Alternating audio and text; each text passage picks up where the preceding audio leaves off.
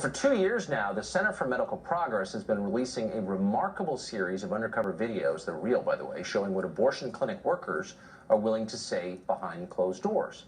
The National Abortion Federation sued the group over the videos, and in response, a federal judge called William Orrick imposed a gag order in contravention of the First Amendment and common sense. That order ordered the group not to release additional videos. The question is Orrick a fair judge? Can he rule on something like this? Now, the group says the judge has strong personal ties to a Planned Parenthood-affiliated clinic and ought to recuse himself. David Deladian is the Center for Medical Progress's founder, and he joins us now. David, thanks for coming on. So just one of the reasons that this story piqued our interest is because it's such a clear violation of free expression. Our interpretation is we're not allowed to show these videos, which I believe are real, on our air, which seems totally un-American to me. And it raises obvious questions like, who is the judge who would make such an order? Where is he coming from? And you have information that might help explain that.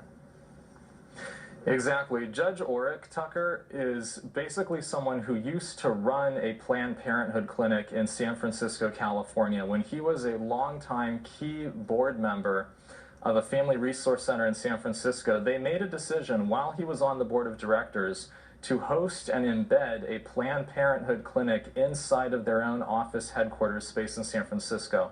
That's information that Judge Orrick never disclosed to the Senate Judiciary Committee, and he never disclosed it to the defendants in these lawsuits from Planned Parenthood. How do you know it's true?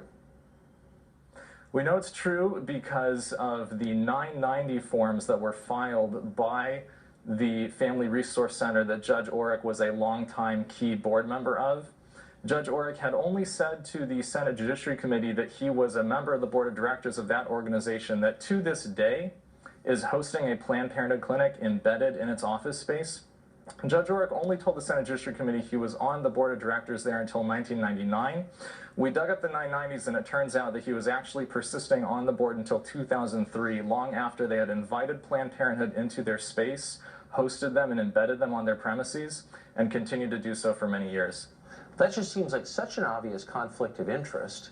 I mean, is there any way that you can use that fact, and I'm assuming it is a fact, to get him off this case? Well, that's exactly why the defendants, myself in my individual capacity, and also the Center for Medical Progress corporately, have filed their motion to disqualify Judge Orrick from hearing this case. There's a clear case here where, based on his long-standing personal and professional relationship with Planned Parenthood, who is both a named plaintiff in a lawsuit against me and CMP in his courtroom, and also has membership in the National Abortion Federation, which has been suing me for almost 2 years at this point. Judge Orrick clearly has long-standing personal and professional ties to Planned Parenthood and the abortion industry, clearly has a pre-existing personal bias and prejudice in favor of them, and clearly has a conflict of interest that, at the end of the day, this is the same reason that a judge shouldn't be hearing the case or the lawsuit of his brother, or of someone he's related to, or of someone he's been doing business with. And the net effect is to prevent the public from seeing something that is real, that is true, that is accurate. Nobody's contesting that. At first they're like, oh, these are fake videos, but they're not fake videos. They're no longer even claiming that. And this judge is preventing news organizations from broadcasting them publicly. That's like completely authoritarian and insane. Last quick question. Has the ACLU come to your aid? You think they'd have an interest in civil liberties because it's in their name? Maybe they will. I hope so, because, Tucker, what's going on is that Planned Parenthood, the biggest abortion business in the country, whose senior-level leadership is caught on camera now for all the world to see, harvesting and selling the body parts of our unborn brothers and sisters, they are colluding with the organs of power in the state of California to silence citizen journalists solely because of our viewpoints. It's viewpoint discrimination. Because they don't like it.